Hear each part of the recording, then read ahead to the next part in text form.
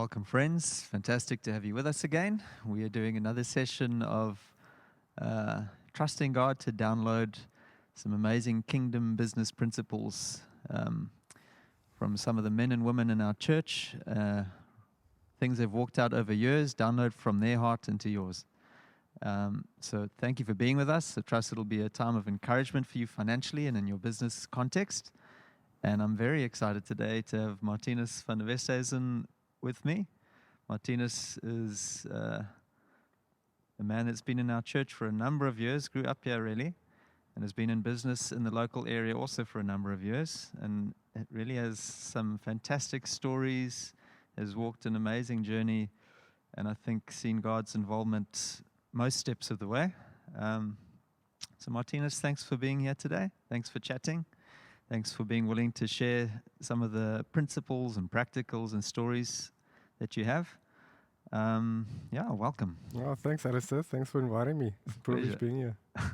Maybe we can just start with really a bit of your background business journey. You know, you are where you are today, running a very successful business, and I think in a partnership level now, it's kind of grown into something quite considerable. Untouched Adventures.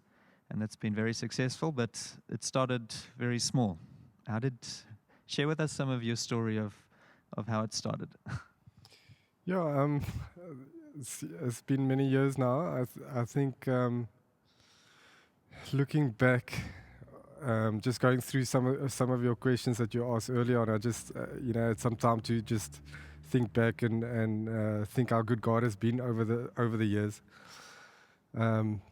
Coming out of school, growing up in Jeffries, I didn't really know where to go, what to do, didn't really know which direction to go into. Friends went off to varsity, other friends went off to London to go work there. And I was a bit stuck, and I really was at a place where I started feeling also the prompting of God just saying to me, just wait on Him, just spend some time and really find out from Him what is it that He would like me to do and what direction that I need to take in life. And I engaged with that. I threw myself into that and started trusting God, praying, went into a season of just waiting on Him. It was a full year of just waiting on God. Wow. I think it was one of my toughest... Stressing out your parents, I'm sure. toughest years, I think. That year felt like a decade. But then I got a breakthrough. At the end of the year, I was still sitting on the beach one day, and I was just praying. I said, "Geez, God, I'm so frustrated. Please help me, show me, give me direction. What would you like me to do?" And I felt God said, "Stick your hand in the sand." So I did. I stuck my hand in the sand, and I felt this thing. I pulled this plastic thing out, and it was a plastic scuba diver toy. I felt God said, "Pursue this." So I did. And to make a long story short... Maybe to jump in, that scuba and that side of things was something that had been an option for you before? When I did a course, I loved it. I love the ocean. It's always been a dream, being in the ocean. So it is definitely lined up with passions and that I've had for many years. So it did make sense. And it was almost like a confirmation of what was already inside my heart. And then, literally 2 weeks later, started working as a scuba diver. I started working myself up, got the dream of starting a scuba diving school. 2 years later, opened up the scuba diving school. And that developed into an adventure company that we have today. And I think in that time, it was a really difficult time, that year of trying to wait on God and really wait to hear His voice and find direction for Him. But that for me really engraved in my heart the value of waiting and the value of hearing God's voice and finding His direction and not leaning on my own plan and making my own. Because when you're an 18-year-old boy, you've got big dreams and you want to do stuff and you want to go out there and make plans and in that time having to step back and say, okay, I'm going to wait on God until He gives me direction, was for me, and for me now looking back and seeing the fruit of that, and enjoying the fruit of that for me now is for me it just engraves it even deeper into my heart the importance of waiting on God, hearing His voice, and leaning on His guidance rather than leaning on my own understanding, and not putting confidence in my own ability to make a plan and my own ability to strategize and my own. And I mean, yes, God has given me ability and God has given me a brain to think and strategize, but I don't put my confidence in that. I put my confidence in my good Father that's got a plan for my life, that's got a purpose for my life, and and I put my confidence in Him, in His ability to lead me and guide me. And for me, that's become like the biggest testimony for me, just to wait on Him, and I hope that answers a little bit That's of what you precious. say. It's amazing. You did a big jump there. Okay. You found the scuba diver in the sand, plus, and now you've got a successful business. Yeah. I remember I have the privilege of observing a few things over the years. Yeah. I remember you had a converted shipping container of sorts down at Main Beach, Jeffreys Bay, that you're running some of your courses out of with your scuba diving. And then suddenly, a few months later, you would change location, change setup a bit, and that change there seemed to trigger a lot of the growth that happened. What were some of your thought processes when you're in that container to a little bit later you're in the new place? How did that transition happen for you? Yeah, sometimes it's a good question. I think, I mean, those early stages were difficult. Flip if I think back of those early years, and just trying to hear God's voice, trying to find purpose in the business, and also trying to make the business work in those early years was really hard. It was really difficult. And in the midst of all of that, then I still got sick as well. And the doctor came to me and with you mentioned that container, just setting up the container, gone into debt, bought lots of things just before a big season. And the doctor comes to me and says to me, "Listen, you've got cancer. You're going to have to go into 9 months of chemo." And that's in the start of the business. And then I also just had to remind myself again and say, but this is God is in this thing. God has promised this thing, and I had to stick it out and stick it through. And I mean, there's lots of stories of those early days of of God's goodness and God coming through for me in radical ways, and in my ignorance, God still pulling me through and still step by step helping me to succeed.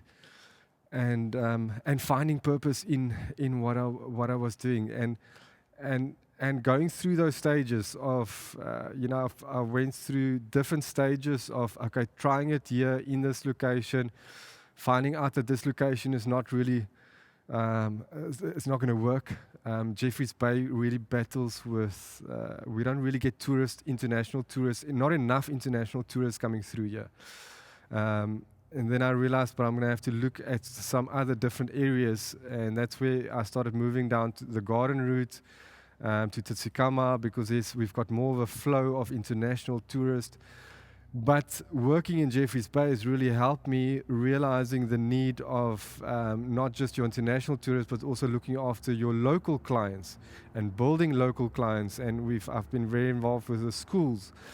And once I did operate in Tsikama, it really helped me to combine those two strategies together of looking after your international clients, but also looking after your local clients, and combining those two together really helped me to excel in the business in the end of the day. And I think even today, it's put us in a good place, with the lockdown, with the internationals. We're not sure when the internationals are able to come back again, but it's given us a bit of a safety knowing that we still have a strong local support as well. We're not 100% relying only on the international clients. So, I think for me, as you share that, it's just amazing. I pick up a couple of things. The one coming to me is don't opt out when it's getting difficult, because Yeah. God's not going to opt out on you. Yes.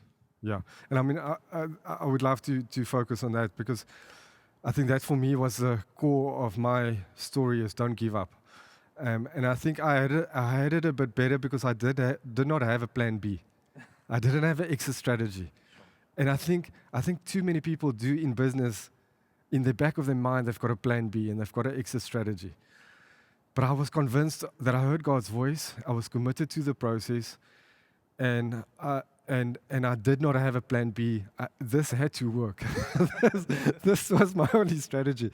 And I mean, I love that story of, there's a war story of this general with his army. They go into occupy this country, and as they land with all their ships, they land on the beach front, and the army charges ahead, but he stays back, and he goes and he blows up all these ships, his own ships. He blows up all his own ships. Have you heard of this story? I haven't heard it. I'm liking it. Yeah. So he blows up all his ships, and his army says to him, "What the heck? What's going on? Why are you blowing up our own ships?" And he stands up. He says to them, "Guys, now we have to win this fight. We don't have an exit strategy. There is no plan B. If we lose here, we're gonna die." So that just gave these guys just a bit of an extra motivation. They have to go and win this fight. And I think in business, and we have to have that tenacity where you say you're going to make this, you're going to commit to this process, you're going to commit to this thing. And I think that's why it's so important to hear God's voice, to be convinced that God is in this, so that you can commit to it and give everything to it. And how many times do we not know of people that give up just before their breakthrough, or choose the easier route, and choose and bypass what God had in store for them. And God never said He's going to make it easy for us. I mean, there's no story, and I think that's what God loves. He loves the faith in it. He loves, and that's a faith that pleases Him. And it's a faith that we need in business, in kingdom business, to be able to know that God is in it, to be able to commit to it, to be able to have a depth of conviction that I'm not going to give up on it, to have a depth of commitment towards the process, to be able to pull through. And on the other side, to be able to look back and say, my goodness, God has been so good. He has been so faithful over and over and over. I mean, I've got lots of stories. I was telling you of when I was sick. And I mean, I had chemo, and in the hospital, I would have to sit and answer phone calls while I've got the drip in here. I have to answer phone calls. And then it would be my skipper that was on the boat. He was saying he can't start the engine. And I'm sitting here with the drip in. And then I would have to put this down, and then I have to sort out the problems. I'll tell you a funny story. So now I've got chemo. Going through the whole process, I got really sick afterwards. It took me a long time to recover afterwards. You get very nausea. But I also needed the income. So I had to get the business still going. So I had a skipper, I had a dive master, I had a scuba instructor. We had to make this thing work because I needed income to survive this 9 months of not being able to work. And in Jeffries, it's very seasonal. So December, January is the only time that you can make a little bit of an income. So I got out of hospital, very sick, in bed. Dive master phones me, says to me, or the skipper phones to me, says to me, listen, he's so sick, he can't take the boat out today. But I've got a full booking for the day. And I said, okay, no, it's fine, I'll take it out. But I mean, I am so sick. So I'm driving the boat to the harbor, to St. Francis at the harbor. On the way, I would have to stop, throw up because I'm so sick, get back in the vehicle, get there, get to the harbor, welcome all the clients, tell them, go back to the boat, vomit again, go back again. That's how real it was. It was hectic, and it was intense. Go out to sea, did the first trip, beautiful dive, came back, everything was fine. Second trip, guys were waiting there for us for the second boat trip, loaded them up, when the wind started picking up. and the wind started getting very strong. But I brought these guys back after their second dive. Now I've got 3 dives. Third dive was the last dive. I say to the clients, listen, the sea's quite rough. Are you sure you guys want to go out? I need the bucks. They're saying, they're all keen to go out on the dive. I said, okay, it's fine. Let me go. I think I can see what's coming. You can see where it's going. I'm so weak. I mean, I'm half, recovering from the chemo. Get out to sea. Here the guys go down. One of the clients go at the back of the boat. They break my scupper off my boat. Now, scupper is at the back of the boat that keeps the water from draining back into the boat. They were holding onto it. They shouldn't hold onto it, but they were holding onto it. They broke it. The ball that keeps the water from fell out, keeps the water from going back. They go down on the dive. Here I am at the top with the water starting to flood at the back. One of my batteries dies. Everything just goes wrong. One of my batteries dies. I have to drive in a circle. The wind really picks up. Massive big swell suddenly starts coming up. A huge current also picks up in the water. Scuba divers all over the place. I'm driving. I am sick. I'm really sick. I have to drive around, pick up scuba divers all over the place. But I mean, everyone was safe. Got back to the harbor with one engine back on the harbor. Everyone left, and I fell down on my knees and I said, "Flip God, what am I doing? Why am I doing this? Where are you in all of this?" But at the end of the day, as I finished that season off, crazy season, I went into that 9 months of chemo, not being able to work. But when I finished, that day that I finished the chemo, I had 70 Rand left in the bank. I had just enough money made over that season for me to carry me through that time and being able to focus on recovering from the chemo. And it was just, how good is God, eh? How good is God just, and how faithful He is, even in a moment where you don't understand it, and it doesn't make sense, and it doesn't feel like God is in it. God was there, and His grace was sufficient. That's so powerful. As you're talking, I'm picking up a few things. The one thing is to come through that level of continual challenge and obstacle. There's got to be something that's carrying you. Is it a clear vision that you feel you've got of this is what I'm heading towards, or is it just that presence of God with you in the journey that you know He's with you and He's got you? Is it a combination of both of those? Yeah, definitely a combination of both of those. I think alternative is you're Superman, which no, I'm not. no, not at all. And I think that's why I can confidently tell me all these stories of all my mistakes that I've made. I've got lots of stories of mistakes that I've made that I'm not going to go into all of that on camera.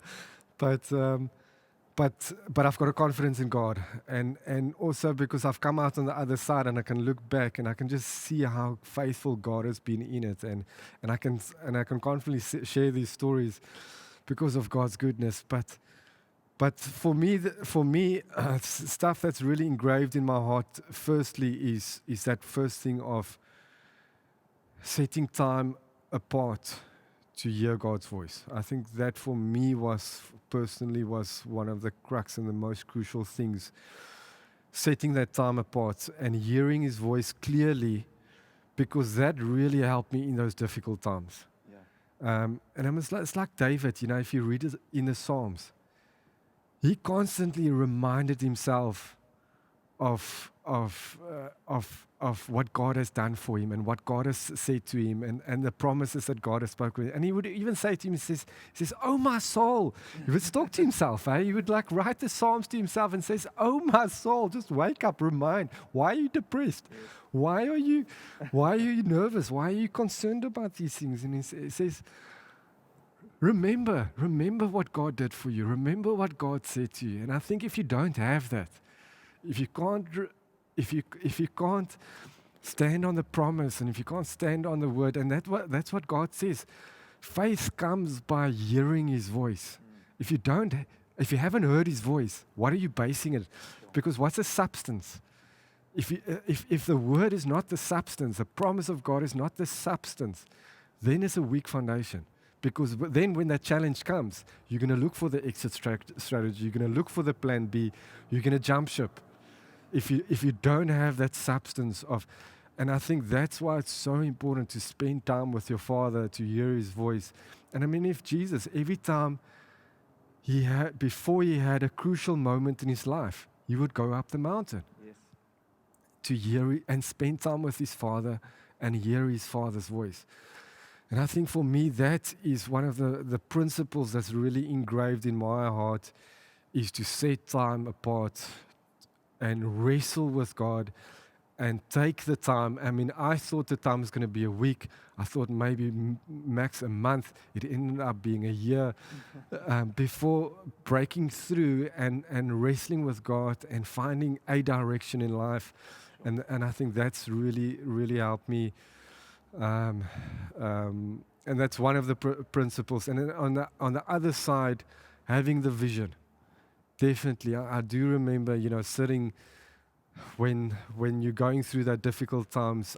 I've always, I would set time apart and I would daydream, and I would just start daydreaming again about the promises and about where God is taking this thing and what God's dream is for this and the vision for this, and that was clear enough for me to go through the difficulties. And I think that combination, I think, is crucial, to be able to hear God's voice in the beginning, to have the vision of where we're going, and that helps you through that middle phase of where it's confusing and where things doesn't work out, because it doesn't work out how we thought it's going to be, hey? And that's what God says, my thoughts are higher than your thoughts, my dreams are higher than your dreams. It's my ways are higher than your ways, and how I thought it's going to look like turns out completely different to it. But and I love what Pastor Louis said on Sunday: not having faith in the promise, and not having faith in what He said, but having faith in God and having faith in how good God is, and that God loves me. And that God has a plan and a purpose for my life, and He's going to lead me and He's going to guide me. And I think, and that gives you the confidence to stick in it and to stick through it and to commit to it. That's powerful. I think as you're talking as well, something else that's standing out for me is in this muddy middle. Yeah. You mentioned it yourself. There's a lot of mistakes you make along the way.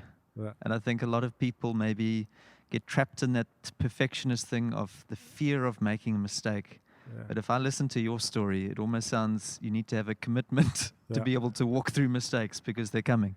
Yeah, definitely. I made so many mistakes. I think in the beginning, the business went through those phases as well. In the beginning, it was survival mode for me, and I'm going to tell you my process, and it's not to say that's how business process always have to be.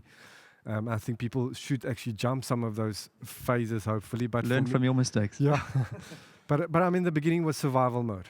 It was pure survival mode for me because I came straight from school, straight into trying to start a business, and first you have to try and learn how to deliver a good product.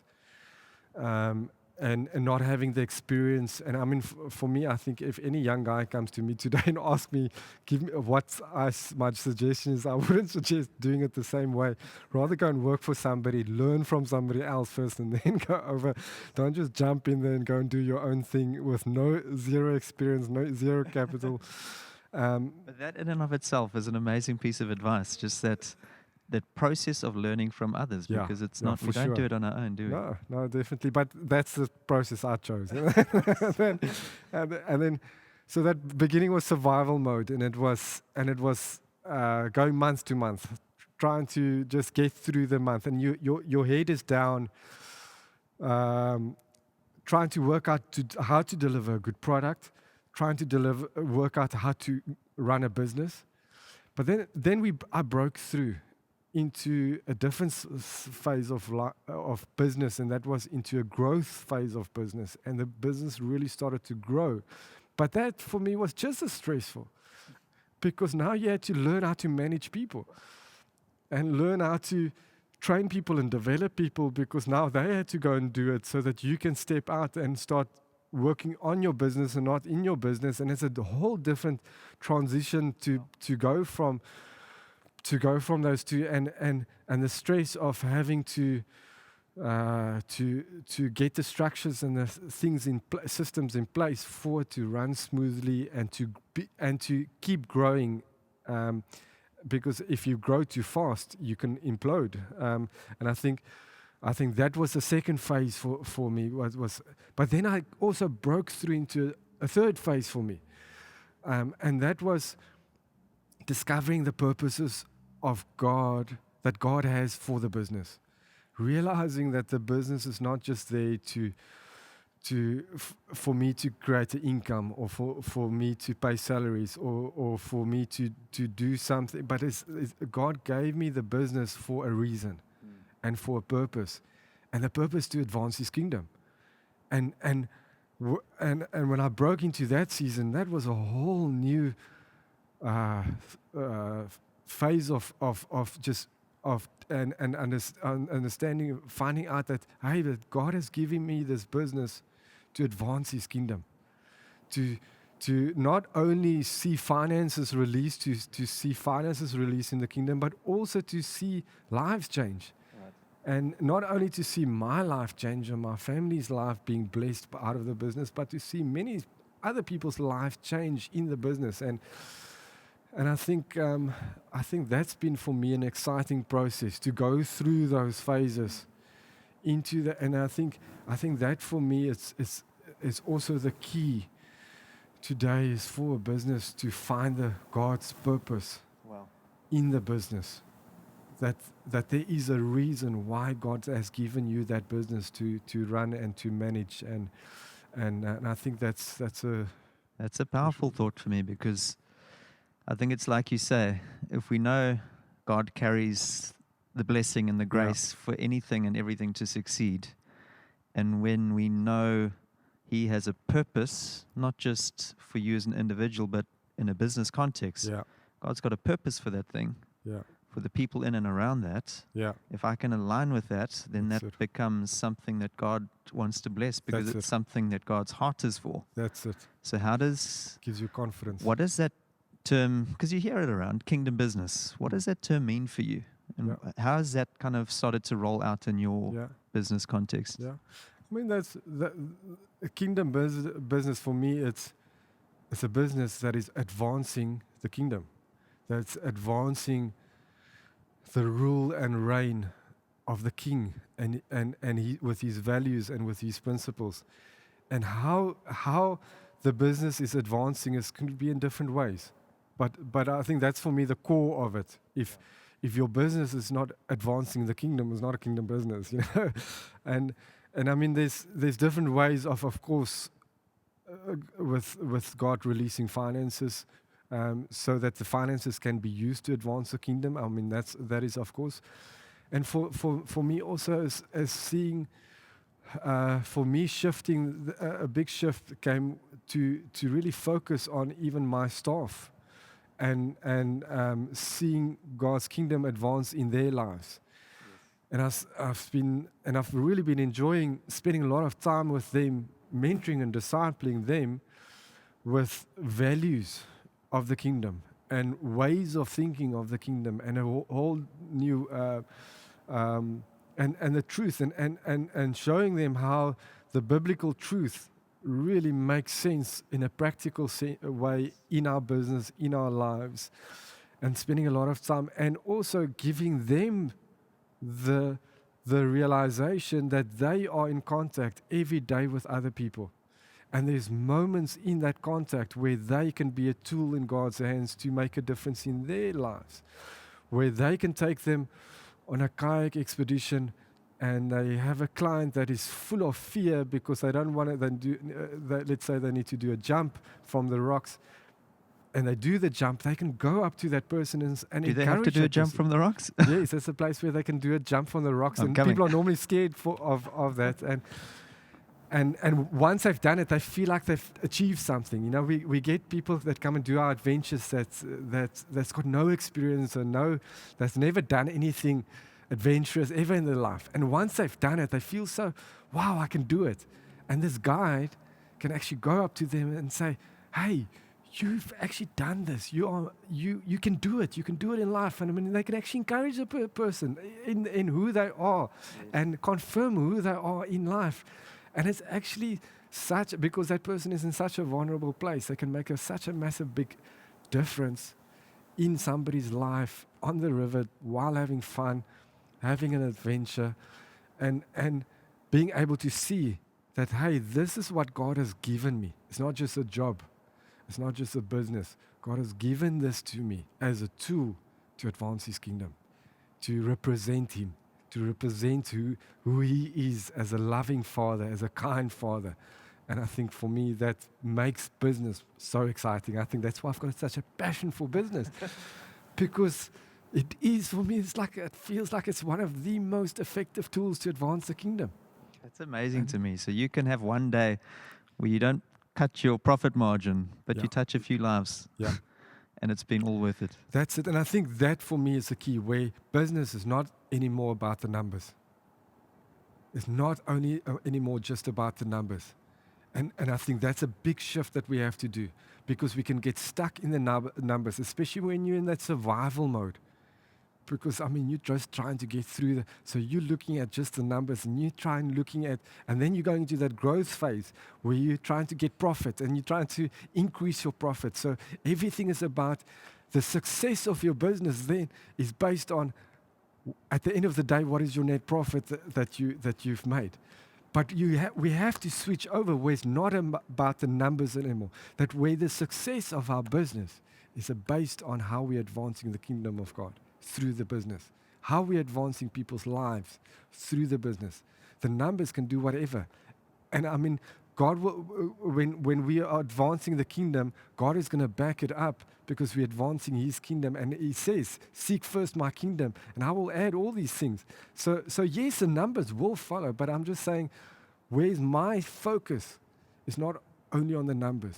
Yes, the numbers is important, because for a business to survive, for a business to thrive, at the end of the day, the numbers must work. There must be net profit. There must be money to be able to pay salaries. But for me, I don't base the success of the business based on the numbers anymore. It's based on, hey, how can I advance the kingdom through this, whose lives has been touched and changed through this business. And it's given me it's just an incredible excitement for business and realizing the platform that God has given us. Marthinus, thank you very much.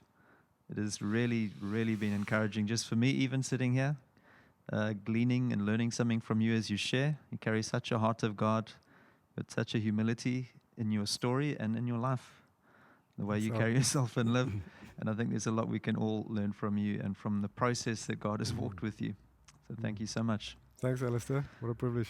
Thank you for being with us today. I hope that this has been encouraging for you. I know it has. There's a lot of nuggets in there of truth, wisdom, and revelation that if you engage, grab hold of it, and push into your own relationship with God, you're going to be encouraged, blessed, and catapulted into what the Lord has for you.